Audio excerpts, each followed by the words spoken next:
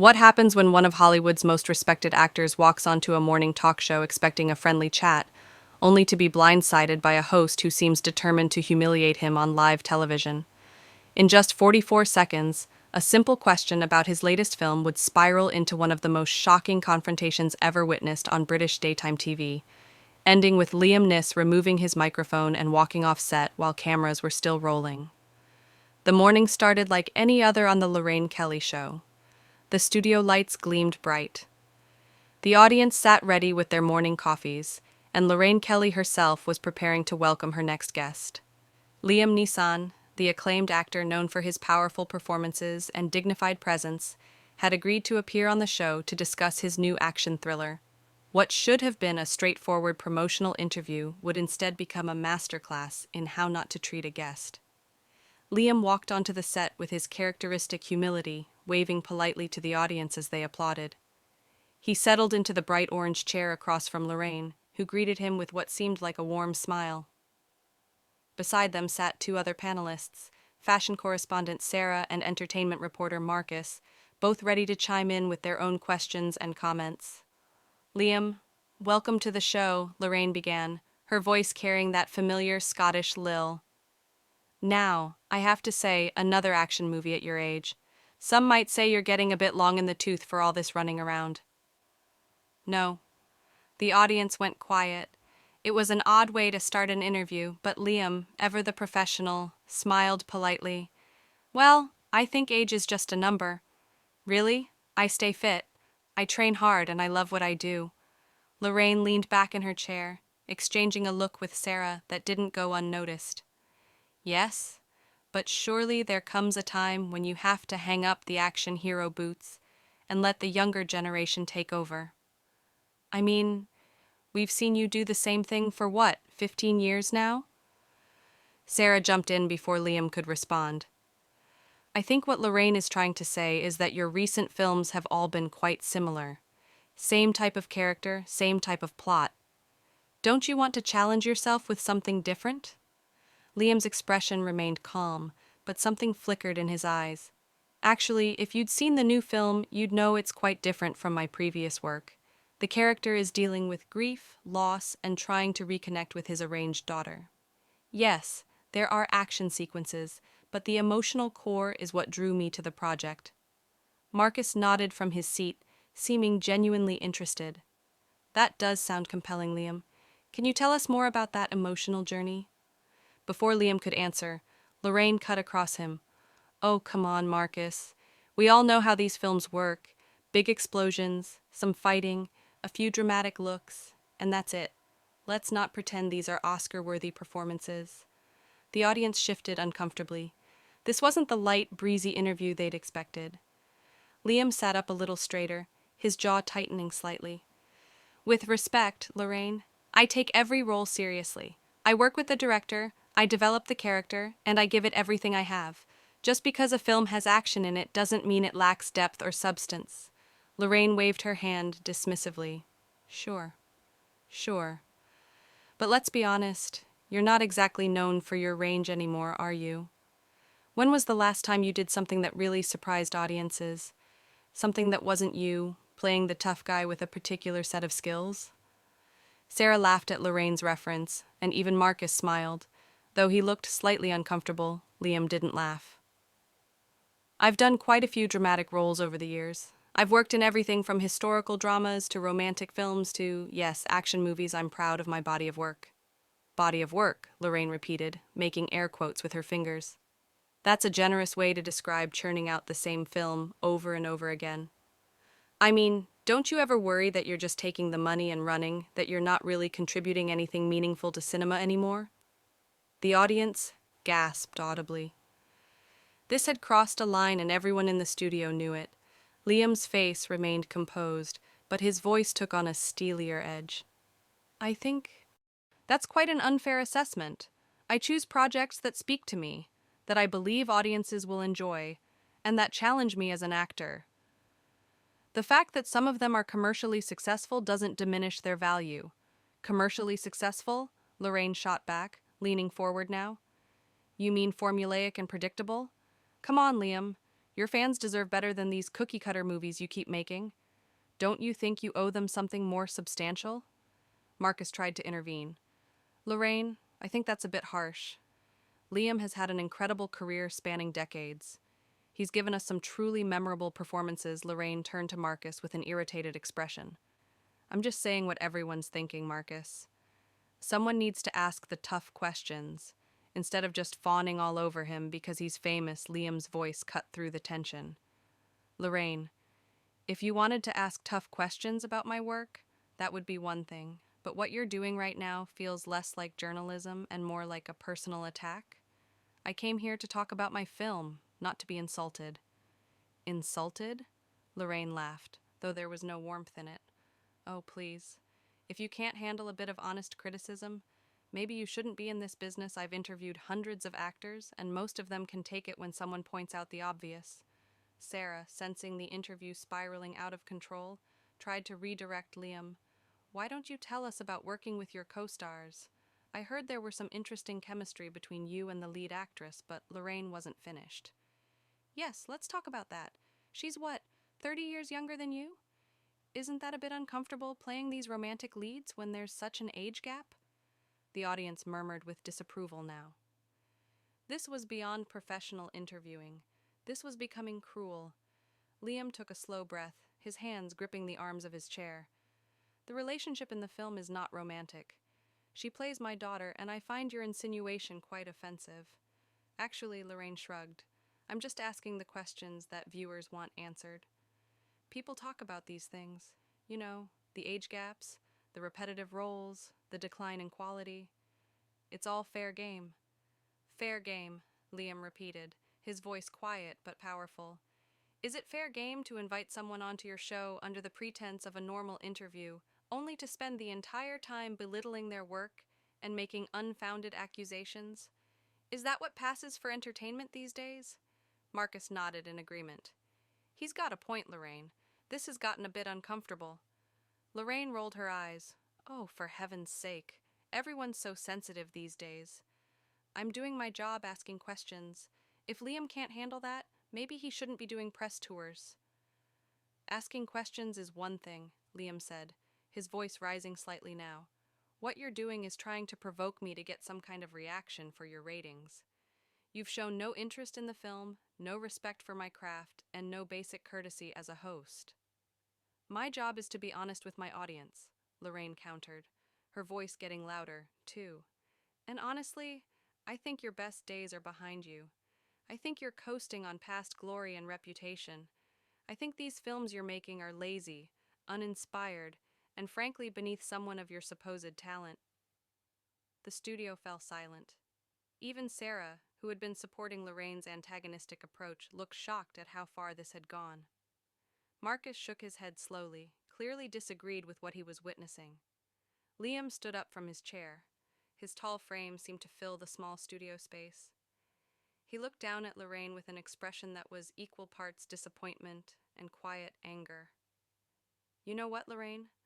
I've been in this industry for over 40 years. I've worked with some of the greatest directors, actors, and crew members in the world. I've experienced incredible highs and devastating lows. And through it all, I've tried to maintain my integrity and treat people with respect. Oh, here we go, Lorraine muttered. But Liam continued, his voice steady and clear. What I've learned is that true professionalism isn't about tearing others down to build yourself up. It's not about creating conflict for the sake of entertainment. It's about doing your job with dignity and allowing others to do the same. He reached up and began removing his lapel microphone. I came here in good faith to talk about a project I'm passionate about. Instead, I've been subjected to what can only be described as a character assassination. Lorraine stood up as well, her face flushed. So what? You're just going to walk off? Very professional, Liam. Very mature. More professional than staying here and engaging with someone who clearly has no interest in having a respectful conversation, Liam replied calmly. He handed his microphone to a stunned floor manager who had rushed over. This is ridiculous, Lorraine protested, looking to her fellow panelists for support. Marcus, Sarah, you're seeing this, right? He can't just leave in the middle of an interview. Marcus stood up, too. Actually, Lorraine, I think he can. And honestly, I don't blame him. This was supposed to be a talk show, not an interrogation. Sarah remained seated, but spoke up quietly. I I think maybe we pushed too hard. Pushed too hard? Lorraine's voice was incredulous now. I was doing my job, asking the hard questions. That's what makes good television. Liam paused at the edge of the set, turning back to face Lorraine one last time. The cameras were still rolling, capturing every moment. Good television doesn't require humiliating your guests, Lorraine. Good television comes from genuine conversation, mutual respect, and actually listening to what people have to say. Maybe that's something you should think about. Don't you dare lecture me, Lorraine shot back, her Scottish accent becoming more pronounced in her anger. I've been doing this show for years. I built an audience because I'm real, because I say what I think, because I don't cuddle celebrities who think they're above criticism. There's a difference between criticism and cruelty, Liam said simply, and you've crossed that line today. The audience began to applaud. It started with just a few people, then grew louder and louder until most of the studio audience was clapping. They were applauding Liam, supporting his decision to walk away. Lorraine looked around, clearly shocked by the audience's reaction. You're clapping for him? He's the one walking off the show. He's the one being unprofessional. But the applause continued. Marcus joined in, clapping slowly and deliberately. Even some of the crew members were nodding in approval. Sarah sat silently, looking down at her hands, perhaps realizing she'd been complicit in something that had gone too far. This is unbelievable, Lorraine said, her voice cracking slightly. I invite him here. I give him a platform, and this is how he repays me. By walking off and turning my own audience against me.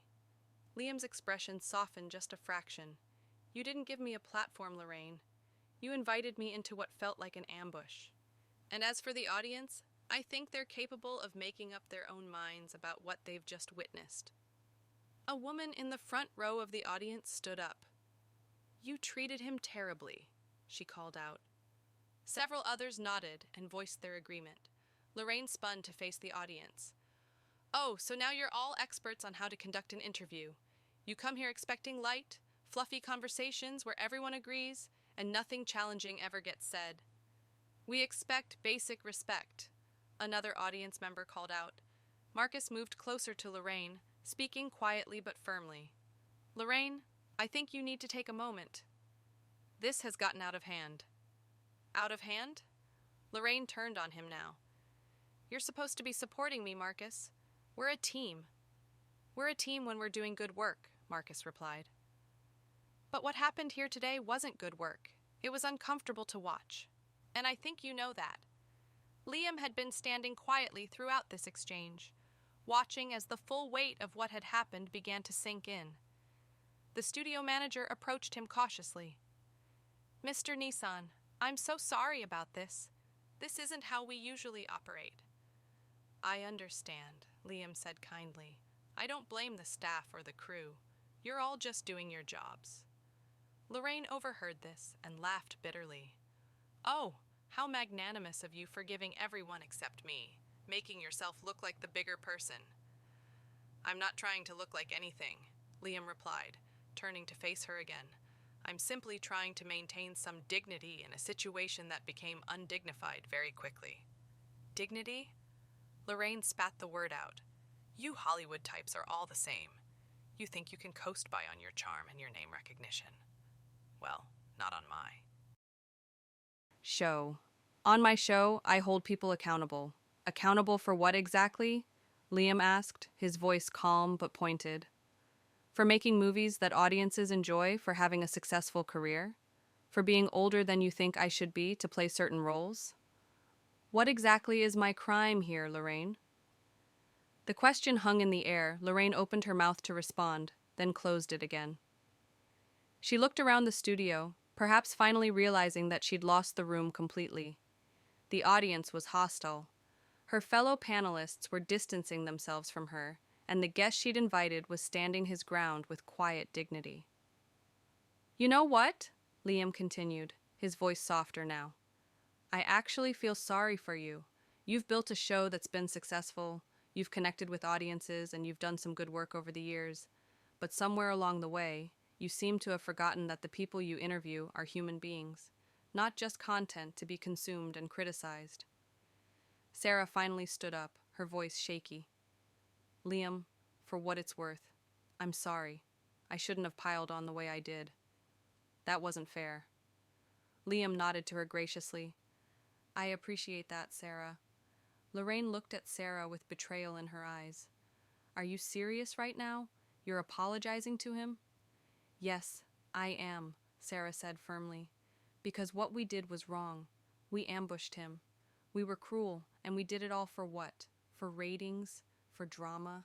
That's not the kind of television I want to be part of. Then maybe you should leave too, Lorraine snapped. The audience gasped at this. Marcus stepped forward, placing himself partially between Lorraine and Sarah. Lorraine, stop. Just stop. You need to recognize what's happening here. You've let your ego override your professionalism. My ego? Lorraine's voice was reaching a fever pitch. Now you're talking to me about ego. Look at him. She pointed at Liam. He's the one who thinks he's too good to answer honest questions. He's the one who's walking off because someone dared to challenge him. An older man in the audience stood up, his voice carrying across the studio. I've watched your show for 10 years, Lorraine. I've defended you when people said you were getting too harsh. But what I saw today was just mean-spirited. You weren't challenging him. You were attacking him. And for no good reason that I could see other audience members voice their agreement. A younger woman called out, He's been nothing but polite and professional, and you've been rude from the moment he sat down. Lorraine's face was red now, her hands clenched at her sides. I don't have to stand here and take this. This is my show. My show. Then maybe you should think about what kind of show you want it to be, Liam said quietly.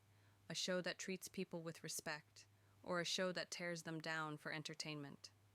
The choice is yours. He turned and walked toward the exit. The audience applauded again, louder this time. Some people stood up, giving him a standing ovation. The floor manager and several crew members looked torn between wanting to stop him and wanting to applaud themselves. Fine, go! Lorraine shouted after him. Walk off, run away! That's what you actors do when things get dull. Tough, isn't it? You just disappear into your trailers or your mansions and let other people deal with the consequences. Liam paused at the door but didn't turn around. His voice carried back across the studio, clear and measured. The only consequence here, Lorraine, is that you'll have to look at yourself and decide whether this is really the person you want to be. Good luck with that. And then he was gone. The door swinging closed behind him. The studio fell into shocked silence. The cameras were still rolling, capturing every moment of the aftermath. Lorraine stood center stage alone as her audience stared at her with a mixture of disappointment and disapproval. Marcus quietly removed his own microphone. I think I'm done for today as well, Lorraine. I need some air. He walked off set without waiting for a response. Sarah followed suit, avoiding eye contact with Lorraine as she left. I'll be in my dressing room if anyone needs me. Lorraine watched them go, her expressions cycling through anger, confusion, and something that might have been the first hint of realization. She looked at the audience, many of them, whom were already gathering their things to leave. Where are you all going? She asked, her voice smaller now. The show isn't over. We have more guests scheduled. But people were filing out, murmuring to each other, some shaking their heads. A middle-aged woman paused as she passed the stage. I came here excited to be part of your audience, Lorraine. I've watched you for years, but I won't be watching any more. What you did today was wrong, and you don't seem to even realize it. The studio manager approached cautiously, holding an earpiece to his ear, as he received instructions from the control room. Lorraine. They're saying we need to cut to commercial. We need to regroup and figure out how to proceed. Proceed? Lorraine's laugh was hollow. How do we proceed from this? My guest walked off. My panelist walked off. My audience is walking off. What exactly is left to proceed with? The studio manager didn't have an answer. He just stood there uncomfortable and uncertain. Lorraine looked around at the empty chairs, the departing audience, the crew members who were avoiding her gaze. The bright studio lights suddenly seemed harsh and unforgiving. The vibrant orange furniture that usually looks so cheerful now seemed garish and artificial. "This wasn't supposed to happen," she said to no one in particular. "I was just doing my job. I was just asking questions." But deep down, in a place she wasn't quite ready to acknowledge, she knew that wasn't true. She'd gone into that interview with an agenda, looking for conflict, seeking drama. She'd treated a respected guest with contempt, ignored the discomfort of her colleagues, and dismissed the reactions of her audience. And now, standing alone in her half-empty studio, she was facing the reality of those choices. The floor manager approached with a bottle of water, offering it awkwardly. "Are you all right, Lorraine?" She took the water, but didn't drink it.